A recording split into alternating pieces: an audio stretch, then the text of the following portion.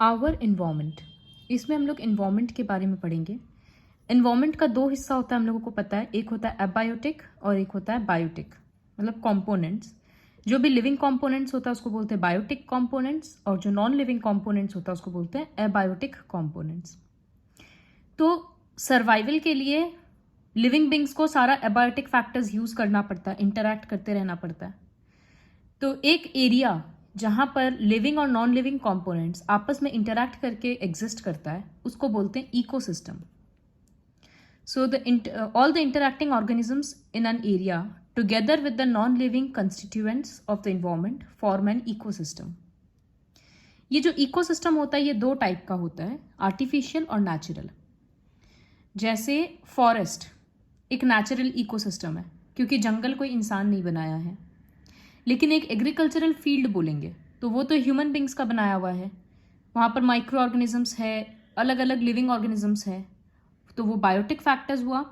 Land है, air है, water है, तो वो एबायोटिक हुआ। तो वो एक इकोसिस्टम हुआ क्योंकि दोनों चीज़ है।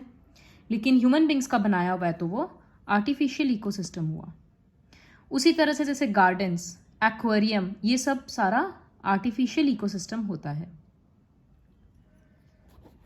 ये हम लोगों को पता है कि ग्रीन प्लांट्स खाना बना प्रोड्यूस करते हैं खुद से। इनफैक्ट कुछ कुछ बैक्टीरिया भी होता है जैसे ब्लू ग्रीन एल्गी, जो फोटोसिंथेसिस के हेल्प से खुद से अपना फूड प्रोड्यूस कर सकता है वो लोग। और कुछ ऑर्गेनिजम्स हैं जो प्रोड्यूसर्स के ऊपर डिपेंडेंट होते हैं, जिनको कंज्यूमर्स बोलते हैं।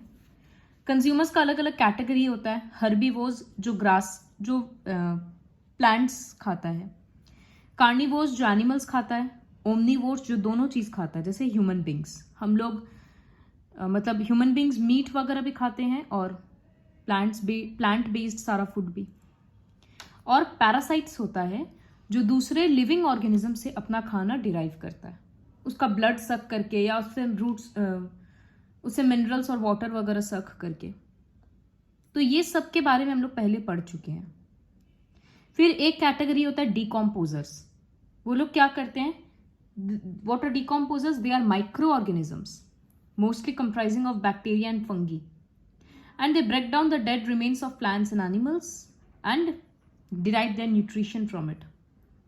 मतलब plants और animals जब मर जाता है तो वो डिकम्पोज होते रहता है, और उस टाइप के ऑर्गेनिजम्स जो वहां से खाना लेते हैं उसको बोलते हैं डिकम्पोजर्स।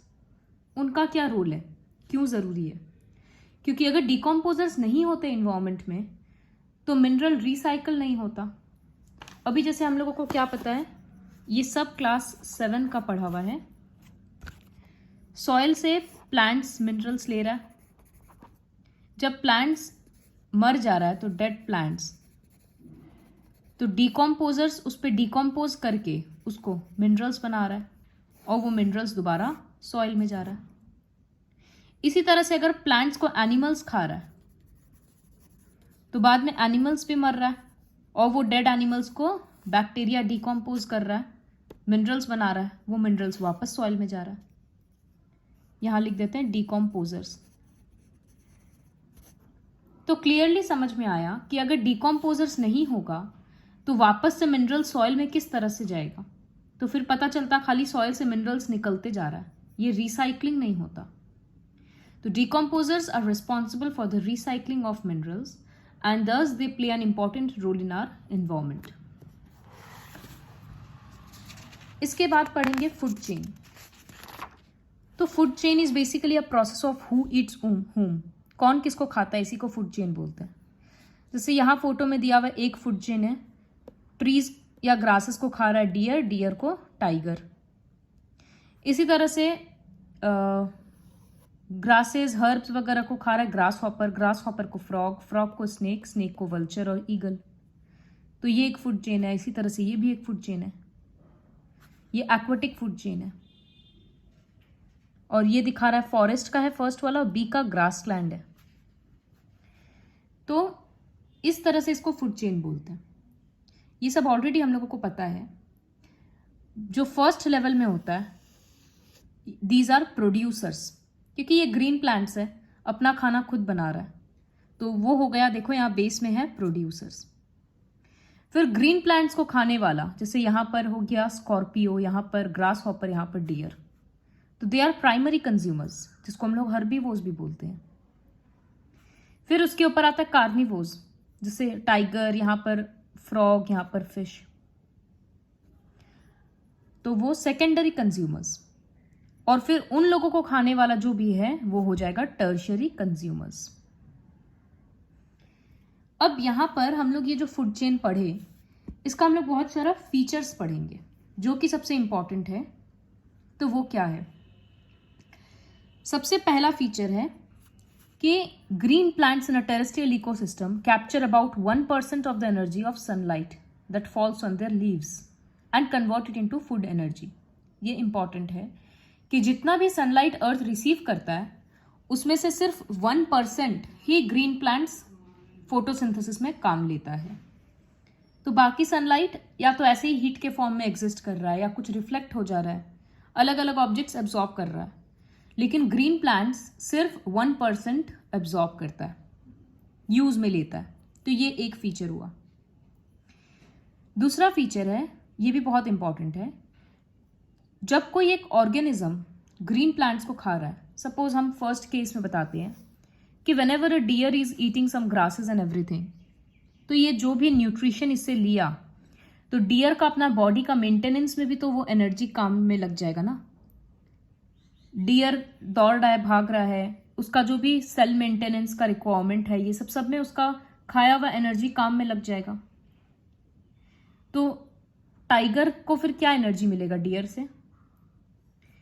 तो ट्रीज से जितना भी एनर्जी डियर को मिला उसमें से सिर्फ 10% टाइगर के लिए बचता है। तो बाकी का एनर्जी कहाँ चला गया?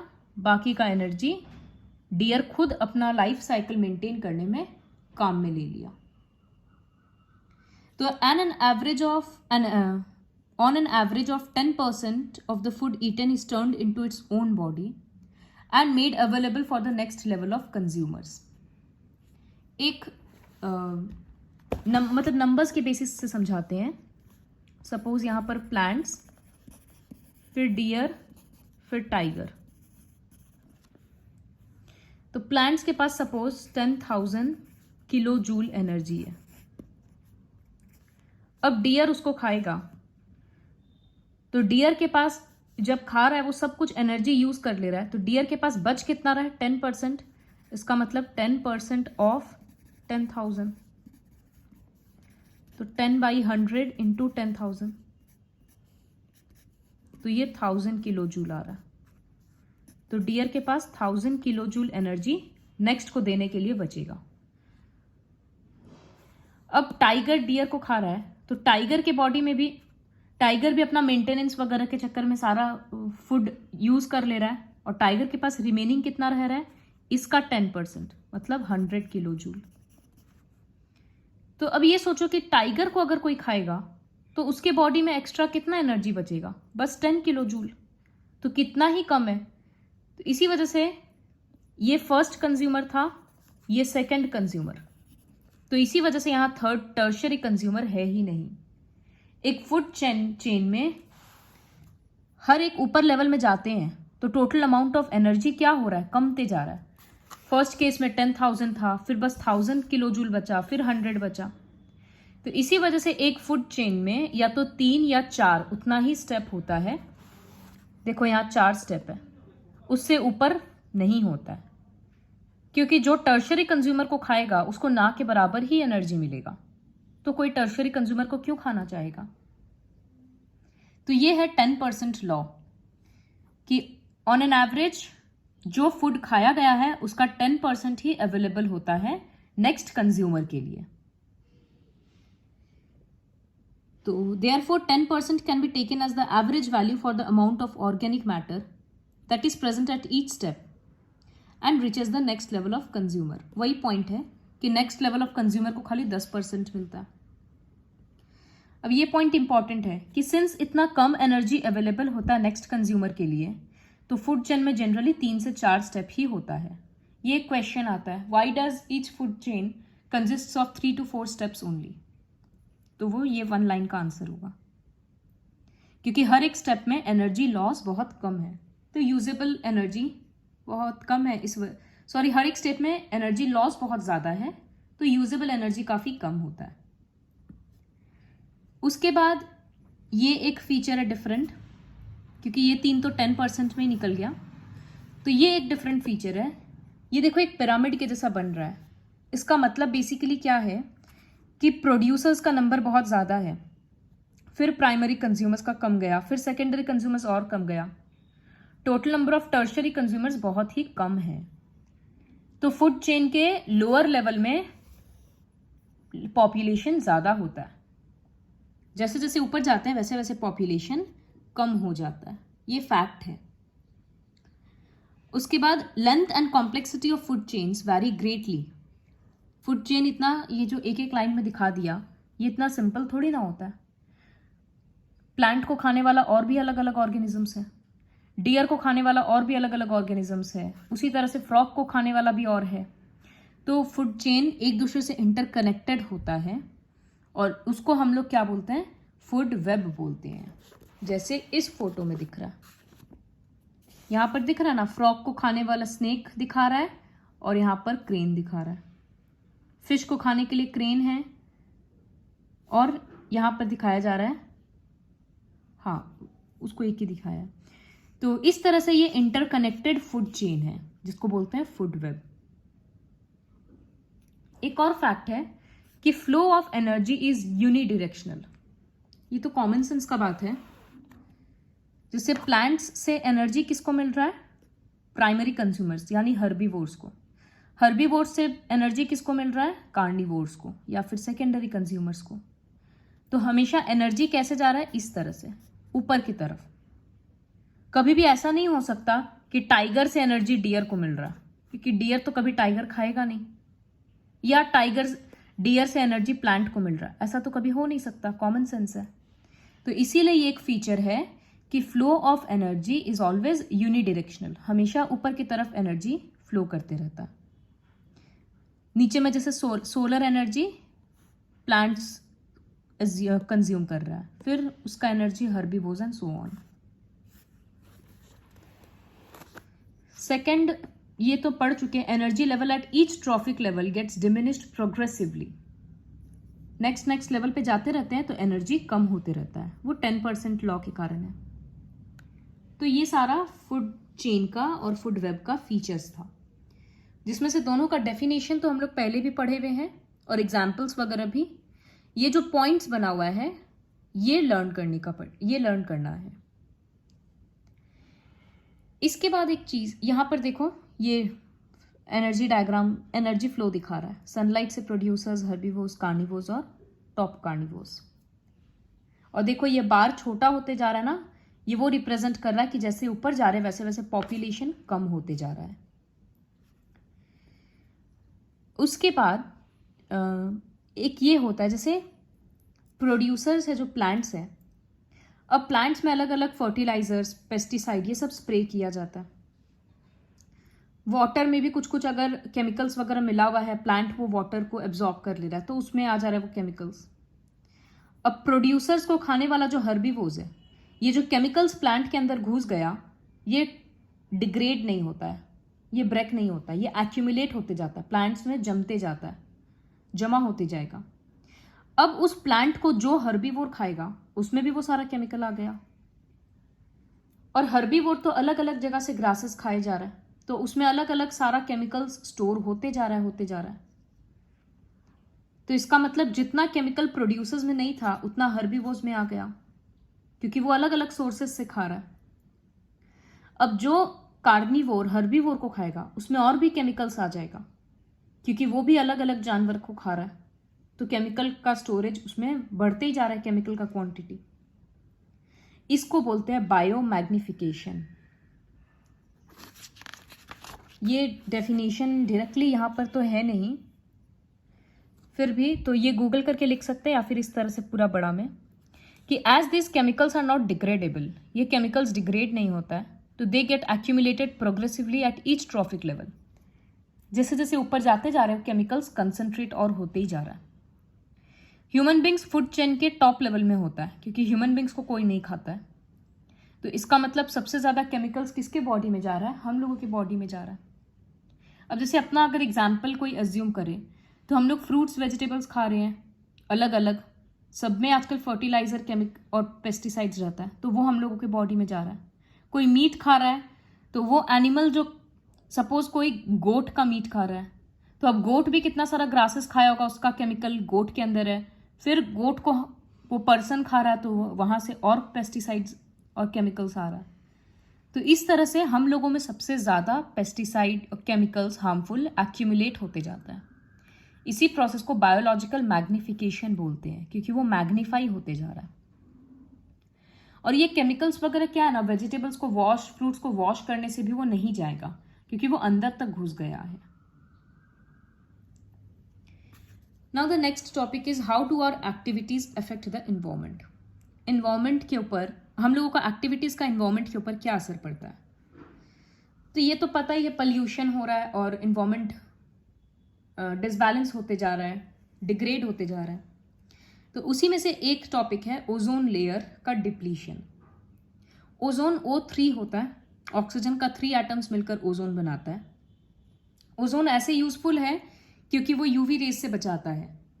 तो जो एटमॉस्फेयर के अपर लेयर में ओजोन होता है वो यूजफुल है, लेकिन जो लोअर लेयर में कभी कभी ओजोन फॉर्म हो जाता है वो पॉइजन होता है। तो ओजोन किस तरह से फॉर्म होता है? सन का जो यूवी रेडिएशन है वो ऑक्सीजन को ब्रेक कर देता है into free atoms of oxygen. देखो OO, अब ये एक फ्री ऑक्सीजन का एटम ऑक्सीजन के मॉलिक्यूल के साथ कंबाइन करके O3 बनाता है, तो ओजोन फॉर्म होता है। बट कुछ कुछ केमिकल्स है जो ओजोन को फिर से ब्रेक कर देता है, जैसे क्लोरोफ्लोरोकार्बन्स, डिओड्रेंट्स में होता है ये सब, AC से निकलता है। तो यूनाइटेड ने इस वजह से ओजोन का डिप्लीशन शुरू हो गया, ओजोन होल क्रिएट हो गया। फिर यूनाइटेड नेशंस एनवायरनमेंट प्रोग्राम ये 1987 में अग्री किया था कि CFCs का प्रोडक्शन को बंद किया जाए और रेफ्रिजरेटर्स को CFC फ्री रेफ्रिजरेटर बनाना होगा। बहुत हद तक प्रॉब्लम सॉल्व हुआ, लेकिन कंप्लीटली एलिमिनेट नहीं हुआ ये situation. Next is managing the garbage we produce. जो गार्बेज प्रोड्यूस होता है उसके बाद वो क्या हो रहा है, घर से निकलकर हम लोग फेंक दे रहे हैं, उसके बाद म्यूनिसिपल कॉरपोरेशन वाला वो सबको कलेक्ट एंड ऑल कर रहा है। अब या तो उसको सिटी के बाहर का कोई लैंड में फेंका जा रहा है तो वो वहां पर ह्यूज पाइल उसका बनते जा रहा है, कितना डिजीजेस स्प्रेड होता है, या उसको इतने लोग डायरेक्टली रिवर वगैरह में स्प्रेड कर फेंक देते हैं तो वहां वो पोल्यूशन क्रिएट करता है। तो अगर हम लोग अपना गार्बेज थोड़ा सा मैनेज करेंगे तो पोल्यूशन बहुत हद तक रुक जाएगा। मैनेज करना मतलब प्लास्टिक वगैरह को हम लोग रीयूज कर सकते हैं, कितना जो रिसाइक्लेबल मटेरियल्स होता है उसको हम लोग स्क्रैप डीलर मतलब रद्दी वाला को बेच सकते हैं। जो फ्रूट्स वेजिटेबल्स का पील वगैरह होता है, जो भी बायोडिग्रेडेबल सब्सटेंस है, उसको हम लोग सेपरेट कर सकते हैं ताकि वो जहां भी फेंकना होगा वो डिग्रेड हो जाएगा नेचुरली। इस तरह से हम लोग अपना मैनेज कर सकते हैं, तो सराउंडिंग में ही हम लोगों को पोल्यूशन कम दिखने लगेगा। जब लाइफ प्रोसेसेस चैप्टर में हम लोग एंजाइम्स के बारे में पढ़े थे तो ये देखे थे कि हर एंजाइम अलग अलग चीज पे रिएक्ट करता है या एक्ट करता है।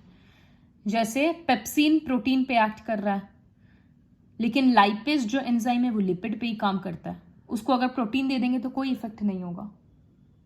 तो इसका मतलब एंजाइम्स सब्सटेंस स्पेसिफिक होता है, हर अलग अलग सब्सटेंस का अलग अलग एंजाइम होता है।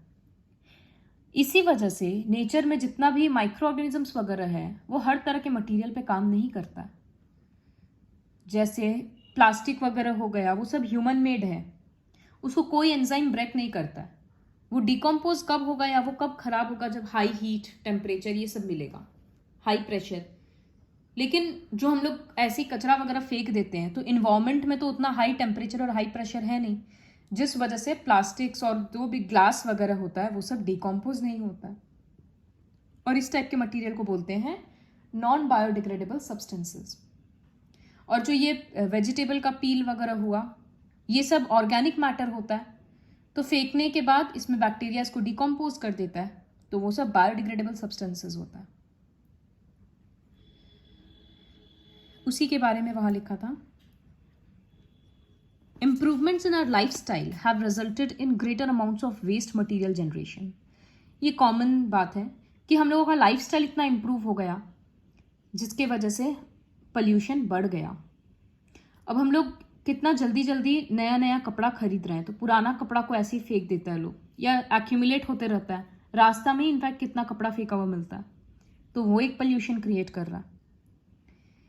लोग कितना ज़्यादा अब इस तरह नॉनवेज मील्स लेने लग गया है, तो उससे पॉल्यूशन बढ़ रहा है.